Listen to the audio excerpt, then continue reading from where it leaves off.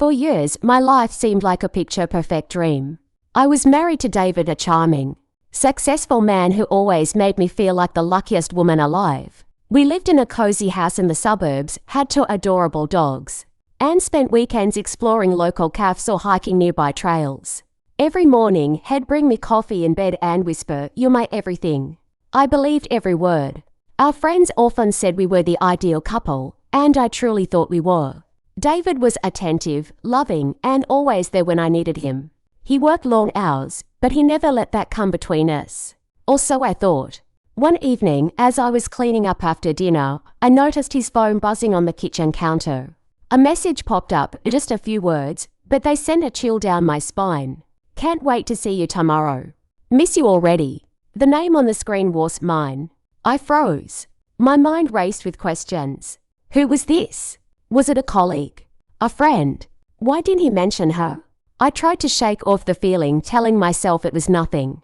But deep down, I knew something was off. After seeing that message, I couldn't stop thinking about it. I told myself I was being paranoid. Maybe it was just a work contact or a misunderstanding. But the seed of doubt had been planted, and it grew with every passing day. David started coming home later than usual. He'd say he had meetings or deadlines, but his explanations felt rehearsed. His phone was always face down now, and he never left it unattended.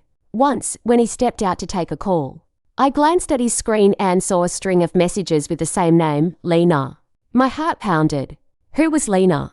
Why was she texting him so often? I wanted to ask him directly, but I was afraid of what I might hear.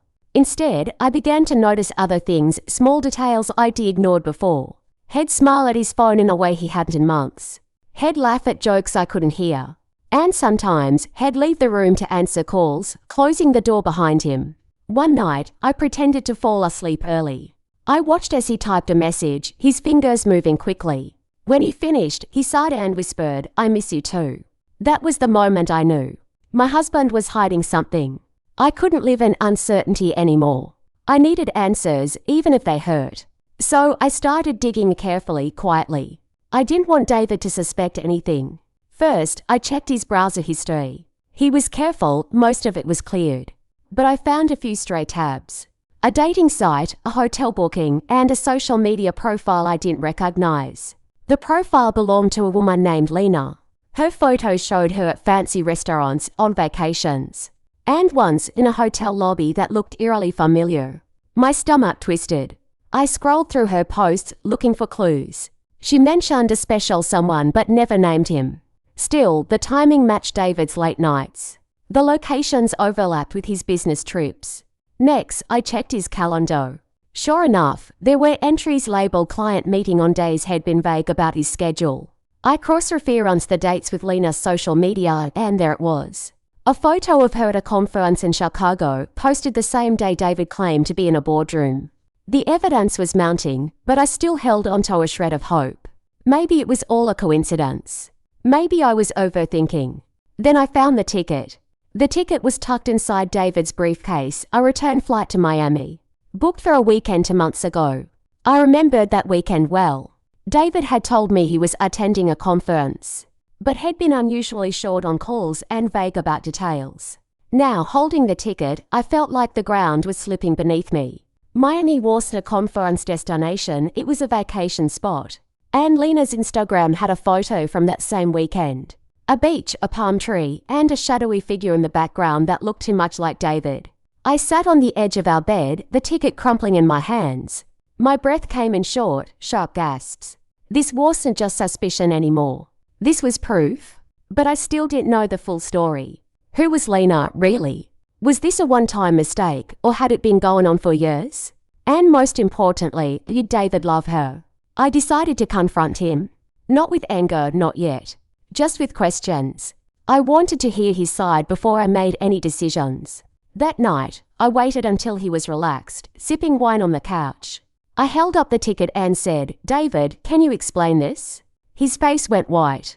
David's silence was deafening. For a long moment, he just stared at the ticket, his lips parted as if searching for words. Then, finally, he spoke, not with denial, but with a quiet, broken voice. "I'm sorry," he said. "I never meant for you to find out." My chest tightened. I wanted to scream, to cry, to throw something. But instead, I sat down and asked, "How long?" He hesitated. "A year," he whispered. It started as just something small. A connection. I felt lost and she made me feel seen. But it got out of hand. I know that now. A year. A whole year of lies, of stolen moments, of him choosing someone else over me. I felt like I was drowning in a sea of betrayal. "Who is she?" I asked. "She's a colleague," he said. "We worked on a project together. It just happened." Just happened. My voice cracked. "You flew to Miami with her. You lied to me for months." "That doesn't just happen, David." He looked away. "I know. I'm a coward. I should have told you. I should have ended it." "Ended it," I repeated. "So it's over now." He didn't answer right away. And in that silence, I understood. It wasn't over. Not for him. After his confession, I couldn't stay in that house. I needed airspace, time to think. I grabbed my keys and walked out, ignoring David's calls. I drove to a quiet park and sat on a bench, staring at the water. My mind replayed every moment of our marriage, the laughter, the promises, the little gestures of love. Were they real? Or had he been thinking of her the whole time? I pulled out my phone and searched for Lena's profile again. This time, I scrolled deeper. Among the travel photos and coffee shop selfies, I found something I'd missed before. A post from 6 months ago. A simple. Chapter 6. The truth unravels. After his confession, I couldn't stay in that house.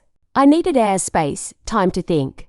I grabbed my keys and walked out, ignoring David's calls. I drove to a quiet park and sat on a bench, staring at the water. My mind replayed every moment of our marriage, the laughter, the promises, the little gestures of love. Were they real? Or had he been thinking of her the whole time? I pulled out my phone and searched for Lena's profile again. This time, I scrolled deeper. Among the travel photos and coffee shop selfies, I found something I'd missed before. A post from 6 months ago. It was a simple image of a bouquet of red roses with a caption. "When someone truly sees you," the timestamp matched a weekend David had told me. He was visiting his sick aunt in another state. My hands grew cold. The pieces were connecting too clearly, too painfully. I opened my notes app and started listing the discrepancies. March 12. David said he was at a work dinner. Lena posted a photo from a rooftop bar downtown. April 5. He claimed a last-minute team retreat. Lena checked in at a spa resort 30 miles away. May 18. Family emergency. Lena's Instagram showed a concert ticket with a mystery guest. Each entry felt like a slap. How had I been so blind? Then a new thought struck me. Had anyone else known? I messaged my closest friend, Sarah, with a shaky finger. "Hey, have you noticed anything off with David lately?" Her reply came instantly. "Oh, I didn't want to say anything, but I saw him at that new bistro a few weeks ago. With a woman. I thought it was a client, but they were close." The world tilted. Even my friends had seen it. I was the only one left in the dark. Sarah's message broke something inside me. If even my best friend had noticed, how long had this been going on? I needed more than screenshots and hunches. I needed proof, undeniable, irrefutable proof. That night, I waited until David fell asleep, then quietly searched his desk. In the back of his bottom drawer, I found a small leather notebook. My stomach churned as I opened it. Page after page was filled with dates, times, and notes. Lena to 7 p.m., the oak table. Order her favorite. Salmon, no capers. Cancel dinner with E. Lena needs to talk he. Was me, my name was reduced to an initial. Hotel reservation. The Grand, Suite 312. Key under mat. The most devastating entry was dated last month. She wants more. I don't know how to tell E. It's not fair to her, but I can't lose Lena. Tears blurred my vision. He hadn't just been cheating, had been planning it. Documenting it. Choosing her over me, again and again. I snapped photos of every page, my hands shaking. Then, I closed the notebook and returned it exactly as I'd found it. David stirred in his sleep. Mumbling something that sounded like just a little longer was he dreaming about her. The next morning, I acted normal. I made coffee, kissed his cheek, and said, "Have a good day, love." But inside, I was already gone. I waited until Saturday, our date night, to confront David again. This time, I wasn't asking for explanations. I was demanding answers. We sat at our favorite restaurant, but the candlelight felt mocking now. I placed my phone on the table, screen up, displaying the photos of his notebook. Care to explain these? I asked, my voice steady despite the tremor in my chest. David went rigid. His fork clattered onto his plate. Where did you get that? Does it matter? I said. The question is, how long did you plan to keep this up? Were you ever going to tell me, or did you just hope I'd never find out? He ran a hand through his hair, eyes darting as if searching for an exit. I didn't think it would go this far. It was supposed to be just once. But she understands me in a way you don't. The words hit like a punch. I don't understand you. I repeated. I've listened to your worries, supported your career, held you when you cried after your father's funeral. What more could you want? It's not about more, he said, his voice rising. It's about feeling alive. With you, everything's so predictable. With her, I feel like I'm discovering something new. Predictable. That was how we saw our life together. Our love was reduced to predictable. So you traded us for excitement. I asked quietly, did you ever stop to think how this would hurt me? Or are you too busy feeling alive? He opened his mouth, but no words came. For the first time, I saw it not guilt, but relief. He didn't regret what he'd done. He regretted that I'd found out. After that dinner, I moved into my sister's guest room. The first few days were a blur of tears, phone calls, and awkward explanations. Telling my parents was the hardest. My mom cried. I thought you two were so happy, she whispered. My dad just hugged me and said, you deserve better. Sarah, my best friend, showed up the next day with takeout and a stack of legal pads. Let's make a plan, she said.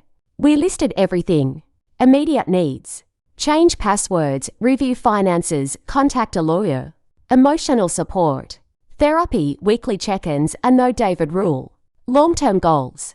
What did I want for my future? Meanwhile, David kept texting. Can we talk? This isn't how I wanted it to end. I miss you. Please come home. Lena and I are done. It was a mistake. But his timing was suspicious. I checked Lena's social media. She'd posted a selfie from a beach resort that morning, tagged with a man whose face was cropped out. Was David really done, or was this just another lie? That's when I decided. I wouldn't rely on his words anymore. I do rely on evidence. I called the lawyer Sarah recommended. I need to know my options, I said. And I need to make sure he can't hide anything. The lawyer nodded. We'll start with a financial audit. Cheaters often leave trails in bank statements. When I got home to my sister's place, not our home, I found a bouquet of red roses on the porch. The same kind Lena had posted. A card read, I'm sorry. Let me fix this. I took a photo, texted it to the lawyer, and threw the flowers in the trash. The lawyer, a sharp-haired woman named Rebecca, got to work immediately.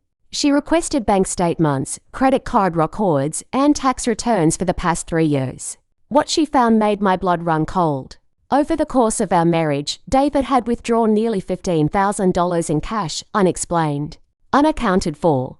Had also booked several hotel rooms under a pseudonym D. Thompson, a name I'd never heard, and purchased expensive gifts jewelry. Designer handbags shipped to an address I didn't recognize.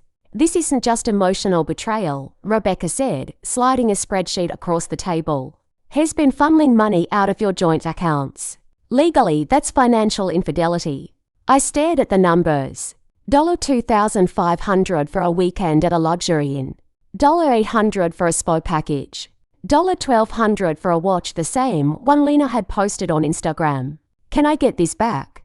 I asked. Possibly, she replied. But more importantly, this evidence strengthens your position in divorce negotiations. Has left a paper trail. That night, I sat on my sister's couch, scrolling through our old photos.